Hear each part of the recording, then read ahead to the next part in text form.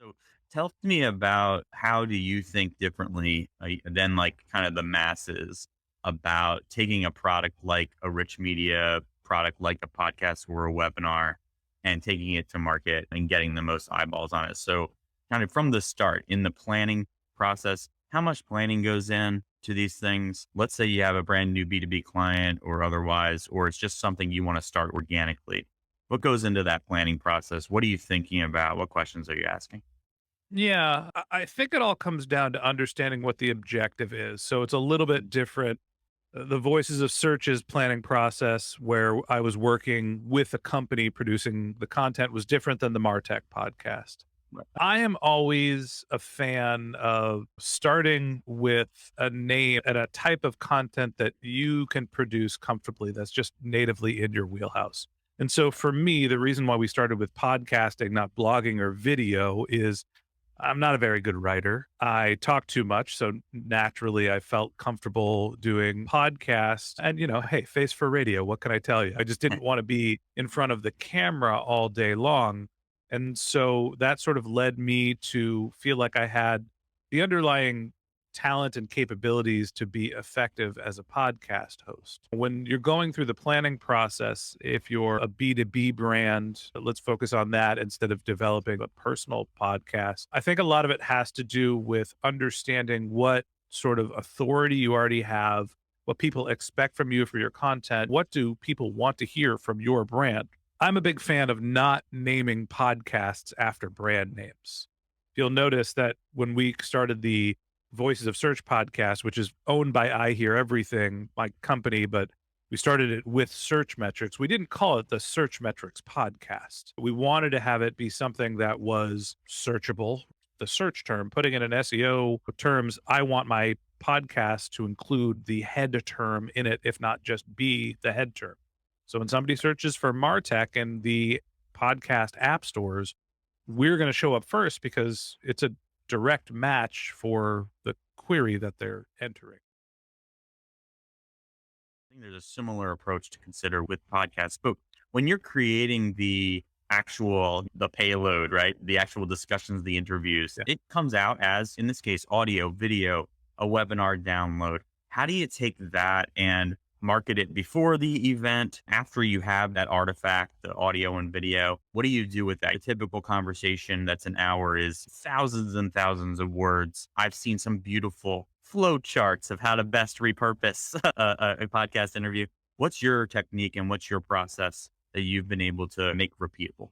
I honestly think that I could take a page out of your and MarketMuse's playbook with the pre-promotion of content. And I saw all the tweets that went out before this webinar saying, hey, we're going to be doing this piece of content. And I was like, damn, I should be doing that. We need to get more organized. So honestly, we're not great at the pre-announcements of content, but a Right. reason why that hasn't been a focus for us is that we are not trying to produce long form content that we're publishing infrequently. I'm still sitting down with my guests for an hour and I'm just recording now 4 pieces of content in that hour instead of one. And so I'm doing the same amount of work, but I don't know if it's repurposing, we're reformatting the content to be consumed in its entirety. And because we are publishing content so frequently, we always do daily shows. So that's 5 days a week. With the Martech podcast, we publish our old content on the weekend. So 7 days a week. It doesn't leave us a lot of time to do marketing and promotion because by the time we would have promoted that piece of content, it's gone and we've already published another one. I think that it depends on the format of your content. If you're doing weekly series, if you're doing things that are a little bit more substantial, like this webinar, you can really email people and use your social posts and try to drive adoption to one specific event. We are more of high volume shooters. And Mhm. I mean that in the basketball term, not in any sort of gun reference. We're putting the ball up as many times as we can, trying to find something that'll stick as opposed to really taking our time and aiming at the hoop. We're just doing more pop a shot than shooting free throws.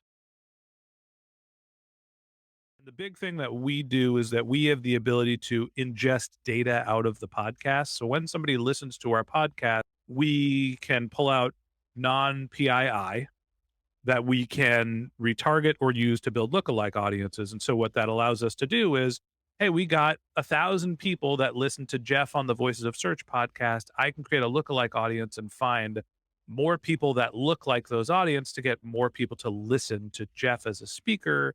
And then we can retarget the people that listen to Jeff or MarketMuse's ads and actually drive traffic to their website. So the big thing that we've been working on over the last year in terms of our sponsorship is the ability to move beyond this sort of awareness driving mentality in podcast of I was on a podcast, I had ads, and I'm looking at direct and organic traffic and hoping we get a lift. And we're moving that more towards I was on a podcast and now I have a traffic source that I can see, that I have UTMable clicks, that I can measure ROI. That's how we think about our products and services. Can you walk through your perspective on lookalikes and how you use them? I think that's worth the price of Yeah. admission So for a podcast, I think. if I have an underlying data set, if I have a collection of people that have, let's say, visited my website or signed up for a newsletter, I can give that to companies like Facebook, let's say as an example, and say, Facebook, here's 1,000 people that are my customers. I want to find more people that look like them because they have a higher propensity to become my future customers. And so that's not just I'm going to give my data to Facebook or put a pixel on my website so Facebook knows who my customers are. You can do all sorts of marketing activities with different vendors, whether it's programmatic advertising, display ads on the open web or Google. The general idea of a lookalike audience is I know that this is a collection of people that has value to me. I want to target more people that are like them. And you give it to a marketing platform so they can basically figure out how to match the people that you already know are valuable with other people that are outside of your existing customers. You are podcast first. Other people may not be podcast first, but what are some areas or channels that you wish you were investing in, but you're not right now, that you think would have a meaningful 10x return? Are there any, like you mentioned, your website's kind of a supplement. Do you feel like dramatic investment in that would pay off for free? I think that the places where you can collect first party data are increasingly valuable. Our area of focus, we could do a better job with social media and make more compelling content and maybe find some more eyeballs or ear holes with better social content and create stuff that's a little bit more compelling. But we just haven't seen a return from social media. I think that YouTube is really a big one for podcasters. And we have been debating on whether we should take all of our content, create videos for the podcast, and then publish them on YouTube. But my feeling is that YouTube is pretty close to allowing podcasters to just upload their RSS feed and basically doing audio only YouTube content. And so we're waiting for YouTube to basically embrace the podcast landscape. But I think that that's the second biggest search engine in the world. It's a place where people are constantly looking for content. So I think that we started audio first. If you're starting now, I might think about doing streaming video. Live is another one where I'm recording a podcast. We want to edit our content, but there is an idea of, hey, we're just going to record the conversation. People could see how the sausage is made. We're going to publish the content live, but then we're going to hand those files to our editor and they're going to edit it down into the podcast. So maybe taking advantage of the social media platforms by going live, that could be something interesting. But honestly, I like making dirty jokes while we're recording the content that nobody gets to hear. So I'm a little hesitant to do everything live. A lot of times we run into teams and they want to do this much and they'll do it for like 2 weeks. And then it's poof. Yeah. I can't. How do you maintain it? The key word here, and honestly, the title of this webinar, content automation. And so if there's anything that I feel like I am an expert on, it is taking the process of creating a piece of content and building out process, rules, technology, automations, SOPs to make it an assembly line. I'll give you the example like of our process for creating and onboarding guests to podcast. Somebody comes into the speaker application on one of our websites. They go to martechpod.com and fill out the speaker application. They suggest the titles. On Monday, I go through and I see all the applications and I say, I need this many pieces of content. I'm going to interview this many people. I'm going to write the titles and I'm going to mark those episodes not as interview requests, but the request approved. And my team is going to email those people back and say, your interview has been approved. Here's the topic Ben wants to discuss. Here's the link to schedule a meeting with him. The meeting shows up on my calendar. My team writes a script for me to read when I show up. So I show up, I read the script, I read what the topic that I said I wanted to talk about was. We have a 15-minute conversation per episode. We do 2.5 of them on average per interview in an hour. And then I mark them off as I did the interview and it gets sent to an editor. And the editor marks his work as done and he sends it to a writer. And the writer marks their work as done and sends it to a publisher. And the communication person emails the guest and says, your interview has been edited. Here's the files. Let us know if you have any feedback. Like, I'm not doing all of the work. And to me, that's where we've really focused, is automating the process of how does somebody get into our funnel? How do we approve them? How do we get in front of them? How do we record the content and publish it without it just having to be one person doing a bunch of manual tasks? Yeah. So for the people that are just starting, to simplify this, do it yourself once and then figure out what the most painful, time consuming part was and go document what you're doing and find somebody else to do that and take one piece of the process at a time. The first episode of the Martech podcast, I was the editor.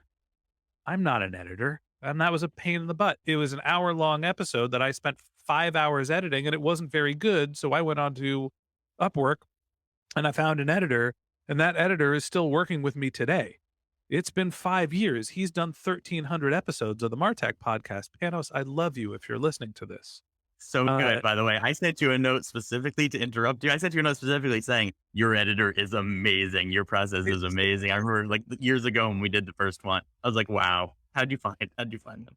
Yeah, and Panos is a wonderful editor for the Martech podcast, but Serge is a great editor for the Voices of Search podcast, and Nemanja is a great editor for the Revenue Generator podcast. Like, these are people whose profession it is, and they're, not to give everybody's personal wages, but like an editor where we $15 to $30 an hour, like that's dramatically lower than what my billable hours would be. So why am I doing that work? I should be going and spending more time on business development than content editing.